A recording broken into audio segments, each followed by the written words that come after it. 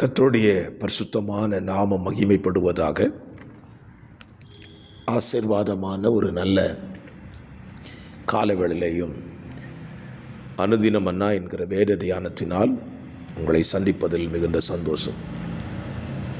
இதனால் ஏப்ரல் மாதம் 2ஆம் தேதி புதன்கிழமை காலவேளை. இந்த காலவேளையிலேயும் தொடர்ச்சியாக தியானித்து வருகிற லேவியராக புஸ்தகம் தன்னுடைய 19ஆம் அதிகாரத்தை நாம் தியானத்திற்காக இன்றைக்கு வாசிப்போம். 37 வசனங்கள் உள்ளடக்கின ஒரு வேத பகுதி. இந்த வேத பகுதியில்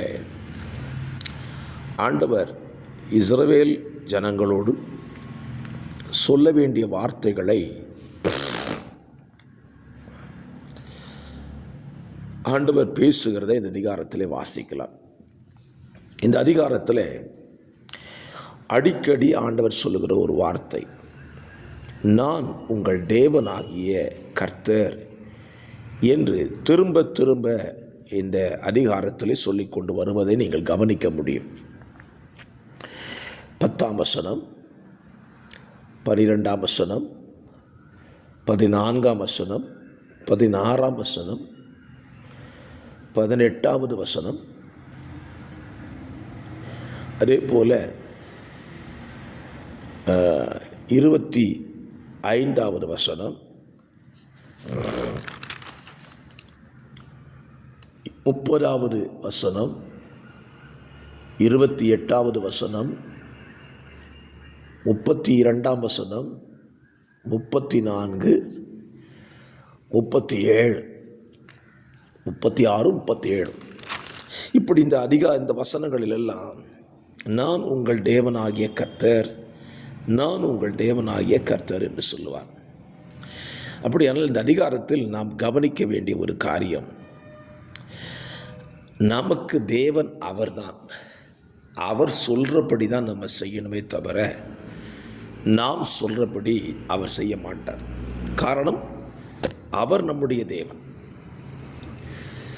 அவர் நம்முடைய தேவனாய் இருக்கிறதுனாலே தெய்வம் சொல்லுகிறதை மனிதன் கேட்டுத்தான் ஆக வேண்டும், கேட்டு நடக்கத்தான் செய்ய வேண்டும். ஏராளம் காரியங்களை இந்த அதிகாரத்திலே சொல்லியிருக்கிறார். நான் ஒரு அதிகாரத்தை, ஒரு சில வார்த்தைகளை இன்றைக்கு காலை வேளையில் தியானிக்க கர்த்தர் உதவி செய்வாராக. 27ஆம் வசனத்தை நீங்கள் வாசித்து பாருங்கள். உங்கள் தலை மயிரை சுற்றி ஒதுக்காமலும் தாடியின் ஓரங்களை கத்தரிக்காமலும் செத்தவனுக்காக உங்கள் சரீரத்தை கீறிக்கொள்ளாமலும் அடையாளமான எழுத்துக்களை உங்கள் மேல் குத்தி கொள்ளாமலும் இருப்பீர்களாக நான் கர்த்தர். இன்றைக்கும் மனிதனாய் பிறந்திருக்கிறவர்களை அல்லது வாழுகிறவர்களை, ரட்சிக்கப்பட்ட மனிதர்களை கவனித்தால் இவைகளில் ஏராளம் தவறுகளை செய்கிறதை பார்க்க முடிகிறது. தலைமுடி வெட்டுகிறத பார்த்தாலே புரிஞ்சுக்கிடலாம், தேவனை இவங்கள் தேவன் என்று ஏற்றுக்கொள்ளவில்லை. இன்றைக்கி ரட்சிக்கப்பட்டவர்களும் கூட, ஏன் ஊழியம் செய்கிறவர்களும் கூட அவங்க தலைமுடியை வெட்டுறதை பார்த்தா தேவனுக்கு பயந்தவர்கள் தலையை முடி வெட்டுகிறார்களா என்று தோணவில்லை. உலகத்தான் எப்படியெல்லாம் முடியை வெட்டி கொள்ளுகிறானோ, அதுவும் சினிமாவில் நடிக்கிறவர்கள் அவர்கள் நடனத்துக்காக தன் தலைமுடியை வெட்டி மாற்றி கொள்ளுகிறார்கள். அதை போல எல்லாம் இன்றைக்கி கிறிஸ்தவ பிள்ளைகளும் கிறிஸ்தவ போதகர்களும் தங்கள் முடியை வெட்டுகிறார்கள். முடி வெட்டுறதுக்கே ஆண்டவர் சொல்கிறார், நான் உங்கள் தேவனாகிய கர்த்தர், நான் சொல்கிறபடி தான் உன் முடியை வெட்டணும்னு சொல்லியிருக்கிறார். அதுபோல் சொல்லியிருக்கிறாரு, செத்தவனுக்காக சரீரத்தில் கீறி கொள்ளாதிருங்கள், செய்ய மாட்டோம். சரீரத்தில் பச்சை குத்தக்கூடாதுன்னு சொல்லியிருக்கிறார். இன்னைக்கு எத்தனை விசுவாசிகள் கையில் பச்சை குத்திட்டு இருக்காங்க தெரியுமா? இதெல்லாம் தேவன் வெறுக்கிற காரியம் என்பதை இவர்கள் புரிந்து கொள்ளுகிறது இல்லை. இந்த காலவேளையில் உங்களை சிந்தித்து பாருங்கள். நாம் சரீரங்களில் பச்சை குத்தி கொள்ளுகிறோமா? சில சொல்லுவாங்க, ரட்சிக்கப்படுறதுக்கு முன்னால் குத்திட்டேன் பாஸ்டர், ஒன்றும் செய்ய முடியாது. ரட்சிக்கப்பட்ட பிறகு பச்சை குத்திக்கிறவங்க நிறைய பேர் இருக்கிறாங்க. ஒருவருடைய பேரையோ அல்லது எதையோ ஒன்றை தன் சரீரத்தில் குத்தி கொள்ளுகிறார்கள். இதை தேவன் செய்யக்கூடாது என்று சொல்லுகிறார். காரணம் என்ன? அவர் நம்முடைய தேவன். அவர் நம்முடைய தேவனாக இருக்கும் பொழுது அவருடைய சரீரத்தை நாம் தீட்டுப்படுத்தக்கூடாது. ஆண்டவர் அதே போல சொல்லுகிறார் பாருங்க. தொடர்ந்து 31ஆம் வசனத்தில், அஞ்சனம் பார்க்கிறவர்களையும் குறி சொல்லுகிறவர்களையும் தேடாதிருங்கள், அவர்களால் தீட்டுப்பட வேண்டாம், நான் உங்கள் தேவனாகிய கர்த்தர். ரட்சிக்கப்பட்ட கர்த்தருடைய பிள்ளைகள் குறி சொல்கிறவனையோ ஜோசியம் பார்க்கிறவனையோ நாடக்கூடாது.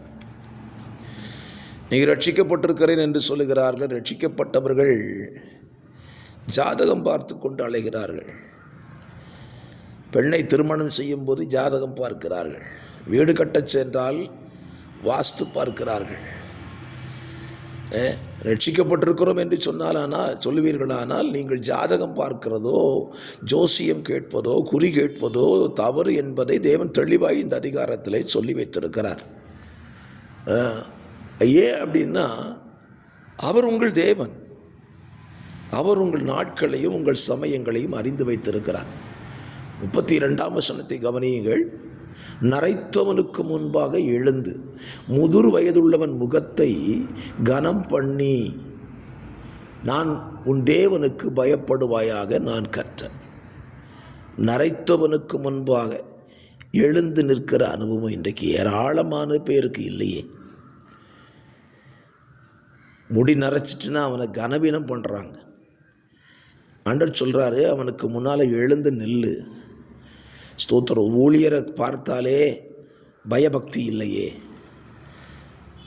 ஸ்தோத்திரம். நம்ம வீடுகளில் இருக்கிற நம்முடைய முற்பிதாக்களை குறித்ததான பயம், அந்த கனம் பண்ணுகிற அனுபவம் நமக்கு இருக்குதா? யோசித்து பாருங்க. ஸ்தோத்திரம். அது மாத்திரமில்லாமல் அவனை கனம் பண்ணணுமா? கர்த்தர் அவருடைய தேவன் என்று சொல்லுகிறார். அது மாத்திரமல்லாமல் 36ஆம் வசனத்தில் சுமுத்திரையான தராசு, சுமுத்திரையான நிறைக்கல்லும், சுமுத்திரையான மரக்காலும், சுமுத்திரையான படியும் உங்களுக்கு இருக்க வேண்டும் என்று சொல்லுகிறார். கடை வியாபாரம் செய்வீர்களானால் சரியான தராசை பயன்படுத்துங்க. கள்ளத்தராசு கர்த்தருக்கு அருவருப்பானது. நீங்கள் ஒரு விவசாயியாக இருந்தால் உங்கள் படி அளந்து விடுகிற படி சரியாக இருக்கும். ஸ்தோத்திரம். கடைகளை நடத்துகிறவர்கள் இப்படிலாம் செய்கிறவங்க உங்கள் படியில், நம்ம வீடுகளில் வெவ்வேறான நிறைய படிக்கற்கள் இருக்கக்கூடாது என்று சொல்லியிருக்கிறார். இப்படி இந்த அதிகாரத்தில் ஏராளமான வாழ்க்கை நெறிமுறைகளை சொல்லிவிட்டு சொல்லும் போதெல்லாம் சொல்லுகிறாரு, நான் உங்கள் தேவனாகிய கர்த்தர். ஆகவே என்னை கேட்கிற அருமையான கர்த்தருடைய பிள்ளைகளை, நம்ம வாழ்க்கையில் வாழுகிற வாழ்க்கையின் நெறிமுறைகளை உணர்ந்து ஒன்றை புரிந்து கொள்வோம், அவர் நம்முடைய தேவன். ஆகவே அவர் சொல்கிறபடி நம்ம செய்து நம்ம வாழ்க்கையை சரியாக வாழ கற்றுக்கொள்ள வேண்டும். நம்முடைய வாழ்க்கையில் தெய்வத்துக்கு பிரியமில்லாத எந்த காரியத்தை நாம் என்ன செய்யக்கூடாது? ஒடுக்கக்கூடாது. ஸ்தோத்திரம். பாருங்க, குருடனை வழி தப்பு பண்ணக்கூடாதுன்னு சொல்கிறார். குருடனுக்கு முன்னால் இடரில் கல்லை வைக்கக்கூடாதுன்னு சொல்கிறார். செவிடனை நிந்திக்கக்கூடாதுன்னு சொல்கிறார். ஸ்தோத்திரம். கூலிக்காரனுடைய கூலியை ராத்திரி வட்டு நீ விடியற்காலம் மட்டும் வைத்திராதே. உன் வீட்டில் வேலை செஞ்சான்னா கூலியை சாயங்காலமே கொடுத்துருங்கிறார். இப்படி எத்தனை காரியங்களை நமக்கு சொல்லி கொடுக்குறார். இதெல்லாம் நம்ம படிக்கிறோம், படிச்சுட்டு தப்பு தான் பண்ணுறோம். ஸ்தோத்திரம். அடுத்தவன் நம்முடைய வீட்டில் ஒருத்தர் வேலை செஞ்சால் அவனுடைய கூலியை சாயங்காலமே கொடுத்துடணும். ஏன்னா அவன் வீட்டில் போய் படுக்கும்போது ஆண்டவரை பார்த்து முறையிடுவான். ஆகவே நம்முடைய காரியங்கள், நம்முடைய வாழ்க்கையின் ஒவ்வொரு ஒழுக்க நடவடிக்கைகளை சற்று கவனித்து நடப்பதற்கு இந்த காலவெளியில் கர்த்தர் நமக்கு உதவி செய்வாராக. ஆகவே இந்த அதிகாரத்தை திரும்ப திரும்ப வாசிங்க. தேவன் நம்முடைய வாழ்க்கைக்கு தேவையான நிறைய காரியங்களை பேசியிருக்கிறார். இப்படி செய்தால் அவர் நமக்கு தேவனும் நாம் அவருடைய ஜனங்களுமாயிருப்போம். அப்படிப்பட்ட ஒரு நல்ல வாழ்க்கை வாழ கர்த்தர் நமக்கு உதவி செய்வாராக. பரிசுத்தமுள்ள நல்ல பிதாவே, இந்த நல்ல காலவெளியிலேயும் எங்கள் வாழ்க்கைக்கு தேவையான வார்த்தைகளை இந்த அதிகாரத்தில் சொல்லி வச்சிருக்கிறீங்க, வாசித்து தியானித்திருக்கிறோம்.